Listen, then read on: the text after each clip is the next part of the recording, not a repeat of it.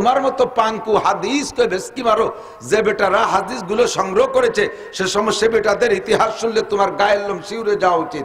বাড়ি তার ইমাম বুখারীর বাড়ি রাশিয়ার বুখারা। রাশিয়ার ভিতরে অনেক প্রদেশটা, অনেক বড় দেশ, তার ভিতরে বুখারা, সমরকান্দ, খোরাসান। তো ইমাম বুখারীর বাড়ি রাশিয়ার বুখারা, সেখান থেকে ইরাকে গেছে 3000 মাইল পথ। 3000 মাইল পথ দূরের থেকে, ইরাক থেকে, বুখারা থেকে, রাশিয়া থেকে খবর পাইছে ইরাকে একটা লোকের কাছে একটা সহিহ হাদিস আছে। এই একটা সহিহ হাদিস সংগ্রহ করার জন্য রেলগাড়িও নাই, বিমানও নাই, এখন বাইসাইকেলও নাই, ব্যান নসিবন করিমন তো কিছুর গন্ধ নাই। ঘোড়ার গাড়ি আর গাদার গাড়ি এও ওনার পয়সার অভাবে চড়তে পারেন নাই। 3000 মাইল পথ হেঁটে যেতে কয়দিন লাগে, এই কয়দিন হাইটে যাইয়া ওই লোকটারে খুঁজে খুঁজে পাইছে। পাইয়া লোকটাকে বলছে, ভাই আসসালামু আলাইকুম, জি তুমি বুখারা, আমি বুখারা থেকে আসছি, শুনেছি তোমার কাছে আল্লাহ নবীর একখান সহিহ হাদিস আছে, এই সহিহ হাদিসটা সংগ্রহ করার জন্য আমাকে একটু বলবেন ভাই, মেহরবানি করে। তো লোকটা আবার একটু ব্যস্ত রয়েছে, মাঠের ভিতরে তার একটা ঘোড়া ছুটোছুটি করতেছে।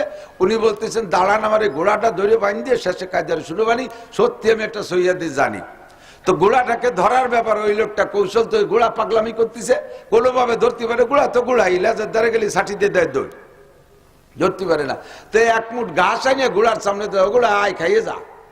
তো ঘোড়া তো ঘাস শুনলি দেখলি খাইতে ঘোড়া যখন ঘাসের গ্রান পাইছে আর ঘাস দেখছে, ওই লোকটার কাছে আসছে, টপ করে গলায় রশি বাঁধে গাছের সাথে বাঁধে ঘাস মোট দূরি সরাইতেছে, ঘোড়া রেখাতে দিনি। ইমামে বুখারী চোখের সামনে যখন এই ঘটনা ঘটছে, উনি দেখেই বললেন যে আসসালামু আলাইকুম হুজুর, আসি ভাইজান, আসি। কয় হাদিস নেবেন না? কেন না, আপনি সে বুখারাতে 3000 মাইল পথ আছেন, আমার কাছে আল্লাহর কি একটা সহিহ হাদিস আছে, একটু সন্দেহ নাই, সত্যি আমার কাছে সহিহ হাদিস, আমি সনদ সহ বলে দেবো, যাদের কাছ থেকে আমি হাদিস পাইছি তাদের প্রত্যেকের কুষ্টিবাত আমি জানি, আপনি নিশ্চিন্তে নিয়ে যেতে পারেন। তাদের কুষ্টিবাত ভালো হতে পারে, তোর কুষ্টিবাত ভালো না, এই জন্য নেব না। আমি কি খারাপ করলাম? আপনার সাথে আমার কোনো লেনদেন নাই, কোনো সোয়া খাওয়া নাই, আজই প্রথম সাক্ষাৎ, আর আমি মাত্র গোড়া বাঁধছে ফাঁকে দুনিয়ে কথা কইছি, এর মধ্যে আপনি আমার কুষ্টিবাদ জানলেন কি রে? কয় তোর কুষ্টিবাদ, তুই গোড়ার সাথে যদি এক মুঠ ঘাস দিয়ে সিটারি বাট পাড়ি উঠতে পারিস, তাহলে আল্লাহ রসুলের হাদিসের সাথে তুই সততা করবি, এটার প্রমাণ কি? এখন দিস তখন দিস একটু বড়, তাই ঘোড়ার এই ঘাস ফুট খাওয়াবি, তাই এখন তারা ঘোড়ারে লোভ দিয়ে সেই ঘাস কটা না দিয়ে দূরি সরাই তুলি, তার সাথে সিটারি করলি, তোর মতো সিটারের কাছে আমি হাদিস নেই না। পাক সাল্লাল্লাহু আলাইহি ওয়াসাল্লামের এগেনস্ট নবী খাড়া করছে ইহুদিরা, এদের নাম ইসরায়েলি। এই ইসরায়েলিরা বহু জাল হাদিস তৈরি করছে, যাকে বলে ইসরায়েলি রওয়ায়াত, যার ভিতরে একটা হাদিস বললাম। এইরকম ইসরায়েলি রওয়ায়াত আর জাল হাদিস অমুসলমানরা তৈরি করেছে 6 লক্ষ, মানে অসংখ্য। তার ভিতরে ইমাম বুখারী রহমাতুল্লাহ আলাইহি 6 লক্ষ সহিহ হাদিসের সাথে সাথে 6 লক্ষ জাল হাদিসও মুখস্থ করছে। কেন জাল মুখস্থ করছে? যাতে আমার জালগুলো জানা থাকুক, কেউ জাল হাদিস নিয়ে এসে আমার সহির মধ্যে জাল খেউ দিয়ে উল্টো পাল্টা না বাঁধায়। এই জন্য হুজুর 6 লক্ষ জাল হাদিসও মুখস্থ করছে। তো ইমাম বুখারী 6 লক্ষ জাল হাদিসকে বাদ দিয়া 6 লক্ষ সহিহ হাদিসকে সামনে রেখে বুখারী শরীফ লেখছে মাত্র 4500 হাদিস দিয়ে। কিতাব অনেক বড়। বুখারী শরীফের বৈশিষ্ট্য, এক একটা হাদিসের যে কটা অংশ আছে, প্রত্যেক অংশের উপরে আবার একটা শিরোনাম ঠিক করে ওর অধীনে আবার ওই একই হাদিস আবার বারবার বলছেন। কোনো কোনো হাদিস 35, 40, 50 বারও আসছে, 10 বার, 5 বার, 7 বার, এভাবে লিখতে লিখতে 8500, 9000 হয়ে গেছে। মূল এক একটা করে যদি ধরা হয় তাহলে 4500-এর মতো হাদিস আছে বুখারীর। 6 লক্ষ কোথায়, আর তার থেকে 4500। আসাহুল কুতুবে বাদা কিতাবিল্লাহ। কাজেই এই সহিহ হাদিস যেগুলো নবী পাকের কাছ থেকে আসছে, এই হাদিসের উপরে আমার আপনার আকীদা রাখা, বিশ্বাস রাখা, এটা ঈমানের একটা অঙ্গ। কথা বোঝেন নাই? বিশ্বাস করেন না আপনার হাদিস? যদি কেউ বলে হাদিস হাদিস রসুলের ইন্তেকালের 200 কয় বছর পরে লেখছে হাদিস, তাহলে তুমি হাদিস কয়ে যে বেশকি মারতিছো, তুমি কয়শো বছর পরে আইছো বেশকি মারতিছো? তুমি তো আইছো 1500 বছর পরে। তো 1500 বছর পরে আইছো, তোমার মতো পাঙ্কু হাদিস কয়ে বেশকি মারো, যে বেটারা হাদিস গুলো সংগ্রহ করেছে সে সমস্ত বেটাদের ইতিহাস শুনলে তোমার গায়ের লোম শিউরে যাওয়া উচিত। বাড়ি তার ইমাম বুখারীর বাড়ি রাশিয়ার বুখারা। রাশিয়ার ভিতরে অনেক প্রদেশটা, অনেক বড় দেশ, তার ভিতরে বুখারা, সমরকান্দ, খোরাসান। তো ইমাম বুখারীর বাড়ি রাশিয়ার বুখারা, সেখান থেকে ইরাকে গেছে 3000 মাইল পথ, 3000 মাইল পথ দূরের থেকে, ইরাক থেকে, বুখারা থেকে, রাশিয়া থেকে খবর পাইছে ইরাকে একটা লোকের কাছে একটা সহিহ হাদিস আছে। এই একটা সহিহ হাদিস সংগ্রহ করার জন্য রেলগাড়িও নাই, বিমানও নাই, এখন বাইসাইকেলও নাই, ব্যান নসিবন করিমন তো কিছুর গন্ধ নাই, ঘোড়ার গাড়ি আর গাদার গাড়ি এও ওনার পয়সার অভাবে চড়তে পারেন নাই। 3000 মাইল পথ হেঁটে যেতে কয়দিন লাগে, এই কয়দিন হাইটে যাইয়া ওই লোকটারে খুঁজে খুঁজে পাইছে। পাইয়া লোকটাকে বলছে, ভাই আসসালামু আলাইকুম, জি তুমি বুখারা, আমি বুখারা থেকে আসছি, শুনেছি তোমার কাছে আল্লাহ নবীর একখান সহিহ হাদিস আছে, এই সহিহ হাদিসটা সংগ্রহ করার জন্য আমাকে একটু বলবেন ভাই, মেহরবানি করে। তো লোকটা আবার একটু ব্যস্ত রয়েছে, মাঠের ভিতরে তার একটা ঘোড়া ছুটোছুটি করতেছে, উনি বলতেছেন দাঁড়ান, আমার এই ঘোড়াটা ধরে বাঁধিয়ে শেষে কাজের শুরু বানি, সত্যি আমি একটা সহিহ হাদিস জানি। তো ঘোড়াটাকে ধরার ব্যাপার ওই লোকটা কৌশল, তো ওই ঘোড়া পাগলামি করতেছে, কোনোভাবে ধরতে পারে, ঘোড়া তো ঘোড়া, ইলাজের দ্বারা গেলে ছাটি দিয়ে দেয় দৌড়, ধরতে পারে না। তো এক মুঠ ঘাস আনিয়ে ঘোড়ার সামনে দেয়, ঘোড়া আয় খাইয়ে যা। তো ঘোড়া তো ঘাস শুনলি দেখলি খাইতে ঘোড়া যখন ঘাসের গ্রান পাইছে আর ঘাস দেখছে, ওই লোকটার কাছে আসছে, টপ করে গলায় রশি বাঁধে গাছের সাথে বাঁধে ঘাস মোট দূরি সরাইতেছে, ঘোড়া রেখাতেই দিনি। ইমামে বুখারী চোখের সামনে যখন এই ঘটনা ঘটছে, উনি দেখেই বললেন যে আসসালামু আলাইকুম হুজুর, আসি ভাইজান, আসি। কয় হাদিস নেবেন না? কেন না, আপনি সে বুখারাতে 3000 মাইল পথ আছেন, আমার কাছে আল্লাহর কি একটা সহিহ হাদিস আছে, একটু সন্দেহ নাই, সত্যি আমার কাছে সহিহ হাদিস, আমি সনদ সহ বলে দেবো, যাদের কাছ থেকে আমি হাদিস পাইছি তাদের প্রত্যেকের কুষ্টিপাত আমি জানি, আপনি নিশ্চিন্তে নিয়ে যেতে পারেন। তাদের কুষ্টিপাত ভালো হতে পারে, তোর কুষ্টিপাত ভালো না, এই জন্য নেবো না। আমি কি খারাপ করলাম? আপনার সাথে আমার কোনো লেনদেন নাই, কোনো সোয়া খাওয়া নাই, আজই প্রথম সাক্ষাৎ, আর আমি মাত্র গোড়া বাঁধছি আর ফাঁকে দুনিয়া কথা কইছি, এর মধ্যে আপনি আমার কুষ্টিপাত জানলেন কি রে? কয় তোর কুষ্টিপাত, তুই গোড়ার সাথে যদি এক মুঠ ঘাস নিয়ে সিটারি বাট পাড়ি উঠতে পারিস, তাহলে আল্লাহ রসুলের হাদিসের সাথে তুই সততা করবি, এটার প্রমাণ কি? এখন দিস তখন দিস, একটু পরে তাই ঘোড়ার এই ঘাসফুট খাওয়াবি, তাই এখন তারা ঘোড়ারে লোভ দিয়ে সেই ঘাস কটা না দিয়ে দূরি সরাই তুলি, তার সাথে সিটারি করলি, তোর মতো সিটারের কাছে আমি হাদিস নেই না। চিন্তা করতে পারেন? আর আমি আপনি বিশ্বাস করি কারে? সাংবাদিকরা বিশ্বাস করি। সাংবাদিকরা তো আন্তর্জাতিক সাংঘাতিক, ঠিক না? দিনরে রাত বানায়, রাত্রে দিন বানায়, ফেসবুকে সুন্দর করে এডিট করে করে এর কথা ওর সাথে, ওর কথা ওর সাথে, এভাবে উল্টো পাল্টা কত নোংরা ছবি তৈরি করে করে ফেসবুক ইউটিউবে দিয়ে দিচ্ছে। তাদের কথা বিশ্বাস করো, ইমাম বুখারীর কথা বিশ্বাস হয় না। তোমার দলের নেতা বড় ভালো মানুষ, তোমার দলের নেতা যা বলে তাকে সূর্যের মতো বিশ্বাস করো, সহিহ বুখারী শরীফের হাদিস খান তোমার বিশ্বাস করতে মনে চায় না। আল্লাহকে বিশ্বাস করা যেমন ফরজ, নবীকে বিশ্বাস করা ফরজ ইমানের জন্য। আল্লাহকে মানেন, নবীকে মানেন না, আপনি পাক্কা কাফের। আবু জাহেল আল্লাহকে বিশ্বাস করত, আবু লাহাব আল্লাহকে বিশ্বাস করত, মক্কার কাফিররা আল্লাহ বিশ্বাসী ছিল। সমস্যা হলো মুহাম্মদুর রাসূলুল্লাহকে রাসূল মানা নিয়া। মুহাম্মদুর রাসূলুল্লাহকে যদি রাসূল মানি, তাহলে আমাদের ক্রেডিট ডাউন হয়। আমরা বংশীয়, আমরা ধনীগণী, আমরা প্রভাবশালী, আমরা প্রতাপশালী। সে একটা এতিম বাচ্চা, জন্মের আগে বাপ মারা গেছে, জন্মের পরে মা মারা গেল, বংশে কেউ নাই, ছেলে নাই, মেয়ে, তার বউ কি বলে, মা নাই, বা নাই, বাপ নাই, ভাই নাই, বোন নাই, আপন বলতে কেউ নাই, অসহায় চাচার বাড়ি লজিং খাইয়ে দিয়ে বড় হয়েছে, আর তারে নেতা মানবো, তারে রসুল মানবো, কেমন হয়? এই জায়গার সমস্যা।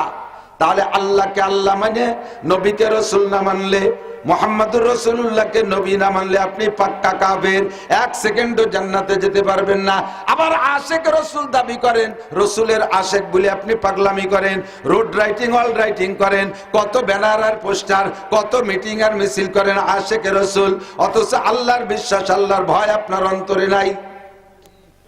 আশেক রসুল, আশেক ইলাহি না, আল্লাহর প্রতি বিশ্বাস নাই, শুধু রসুলকে নবী হিসেবে বিশ্বাস করে, উনিও কাফের। কোরআন মানে, হাদিস মানে না, এই লোকটা কাফের। আবার খালি আহলে হাদিস দাবি করে, কোরআনের কোন রেফারেন্সের কাছে যায় না, এই লোকটা কাফের। ঈমান দুই জিনিসের নাম, লা ইলাহা ইল্লাল্লাহ মুহাম্মাদুর রাসূলুল্লাহ। দুইটা পার্ট, আমের বিচি লাগান না আমের আটি, আঠি লাগায় সারা হয় না, আঠি দিতে সারা হয়, আমটার বুঝতি সহজ হয় ভালো। প্রত্যেকটা ফলের ভিতরে বাদামও ভেঙে দেখেন দুইটা পাট আছে না, বাদামের ভিতরে দুইটা, প্রত্যেকটা বিচির মধ্যে দুইটা পাট। আমের আঠি দুইটা পাট। আপনি 100 ল্যাংড়া আমের আটি কিনে নিয়েছেন একেবারে 1 নম্বর রাজশাহী থেকে। শুনছেন যে 100 মানে কৃষিবিদরা বলছে অফিসার 100 আটি 2 বিঘে জমিতে লাগালি ঠিক হয়।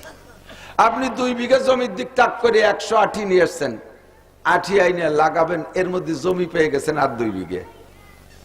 এখন আর আটি সংগ্রহ করার সুযোগ নাই। তা চিন্তা করলেন যে আটি এটা খুলে দেন, যার মধ্যে 2 পাট ভাঙ্গে 2 ভাগ করে 4 বিঘে লাগাই দিলেন। আটি কিন্তু লাগাইছেন, কিন্তু ভাঙ্গে ভাগ করে 8 লাগাই দিয়েছেন। সারা জ্বালা যাবে না, 6 মাসের মধ্যে তা আমি হবে লাগাইছেন, কারণ পিছন দিয়ে আম ধরা শুরু হয়ে যাবে, মাটির নিচে পৌঁছে যাবে, একটা চারাও জ্বালাবে। যদি আমের চারা পাইতে হয় তাহলে আমের চারা আস্ত লাগাইতে হবে বিচিটাকে।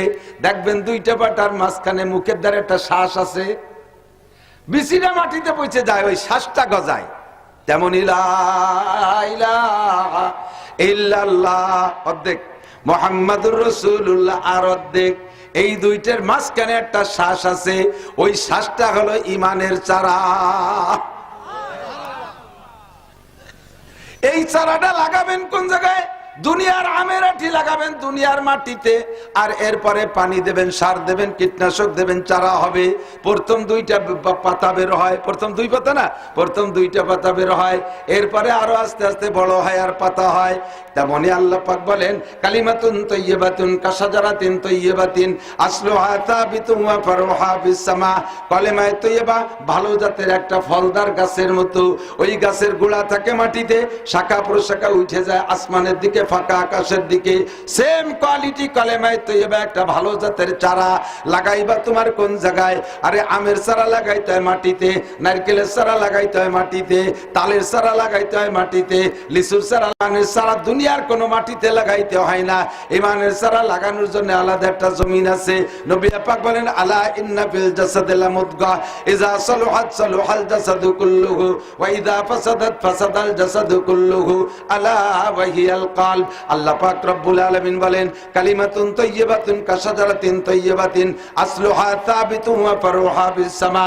এই কলেমায়ে তাইয়্যিবার চারা লাগানোর জন্য তোমার বাম দুধের 2 আঙ্গুল নিচে সিনার ভিতরে একটা গোশতের টুকরা আছে, ওইটার নাম হলো কলব। ওই কলবের মধ্যে ইমানের চারা লাগাইতে হয়, কলবের মধ্যে ইমানের চারা লাগাইতে হয়। দুনিয়ার গাছে চারা লাগাইয়া যেমন পানি দিতে হয়, যেমন পানি দিতে হয়, সার ওষুধ কীটনাশক দিতে হয়, আর ইমানের চারা লাগাইও পানি দিতে হয়।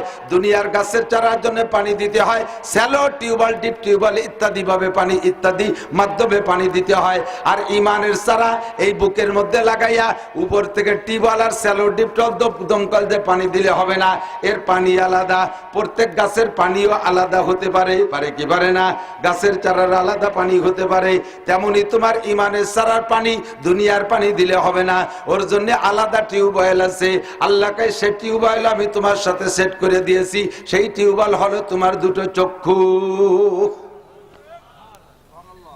पर्दाए हस्ती अगर सूजी बना रे लाइला आजमा बेपर्दा बीनी नूरे इल्लल्लाह रा। अल्लाह जिक्र चश्मज खौफे हक बुगरिस्तान बाज दर आयाते उन गरिस्तान।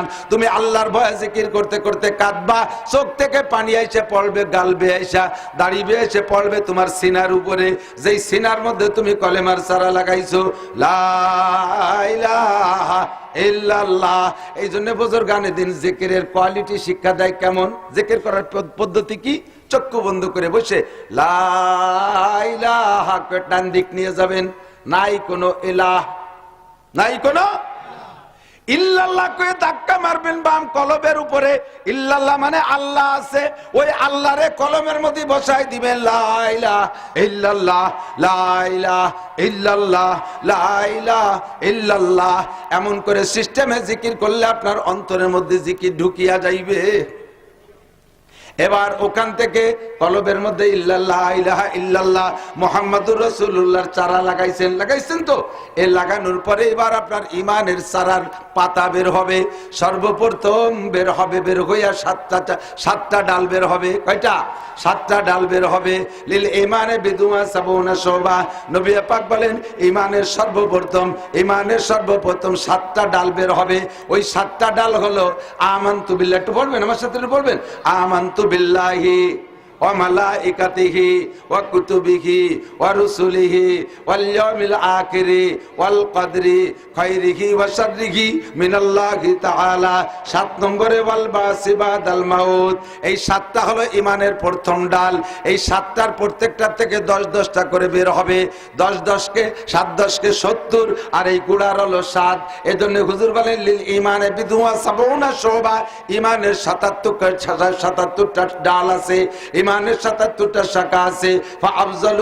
ফাআফজালুহা এই 77 ডালের ভিতরে সর্বশ্রেষ্ঠ ডালটা হলো লা ইলাহা ইল্লাল্লাহ মুহাম্মাদুর রাসূলুল্লাহ। এই কলেমা ঈমানের প্রথম 1 নম্বর ডাল দিয়া আপনি কলেমার প্রতি বিশ্বাস স্থাপন করবেন। সঙ্গে সঙ্গে আপনার এই কলেমার মাধ্যমে আল্লাহ পাক জান্নাতের ভিতরে এই দুনিয়া সমপরিমাণ 10টা দুনিয়া সমপরিমাণ জায়গা এক একজনের নামে জান্নাতে দলিল করে দিবে। ঈমান দিয়ে কলেমা দিয়ে জান্নাতের জমি কিনতে হয়, বুঝেন নাই? দুনিয়ার জমি কিনতে টাকা লাগে, আর জান্নাতের জমি কিনতে হয় কলেমা দিয়া, ঈমান দিয়া। আপনি যখন পড়ছেন বিশ্বাস শেষে লা ইলাহা ইল্লাল্লাহ যতবার পড়বো অতবারই আপনি একটু সাথে পড়েন, আপনার লাভ আছে। এক তো জান্নাতের জমি কিনা হবে, 2 নম্বরে একবার কলেমা লা ইলাহা ইল্লাল্লাহ মুহাম্মাদুর রাসূলুল্লাহ পড়লে 4000 নেকি লেখা হইয়া যায়। সময় কম, কামাই বেশি মিয়া, যে কোনো ভাবে কামাই করে সেরে যেতে হবে, ঠিক না? অল্প সময়ের ভিতরে ইনকাম করতে হবে বেশি। এই জন্য জিকিরের পালা আসলে কখনো মুখ বন্ধ করে বসে থাকবে না। যুবকরা তোমরা একটু জোরে বলবা, শোনা লা ইলাহা ইল্লাল্লাহ লা ইলাহা ইল্লাল্লাহ। বাম পাশে থাকি লা ইলাহা ইল্লাল্লাহ লা ইলাহা ইল্লাল্লাহ। আমার আল্লাহকে সিনার মধ্যে বসাই দিছি। রাতের বেলা কানতে কানতে চোখ থেকে পানি ফেলাইয়া এই সিনার উপরে বহাই দেবেন। গাছ তরুতাজা হবে, সুজলা সুফলা হবে, আর তার ডালপালা শাখা প্রশাখা উঠে যাবে। আর সে আজিম পর্যন্ত 7টা ডালের 1 নম্বর হলো আমানতু বিল্লাহ, আমি আল্লাহকে মানি। ওয়া মালাইকাতিহি, ফেরেশতা আছে মানি। আছে না নাই? ফেরেশতা আছে না? কিরামান কাতিবিন আছে? ও যুবক আছে? সত্যি আছে? নূর এলে এই জায়গায় বসে কয়, পরে ভুলি যাবে। ফেরেশতা আছে? আছে, অবশ্যই আছে। কিরামান কাতিবিন ইয়ালামুনা মা তাফালুন।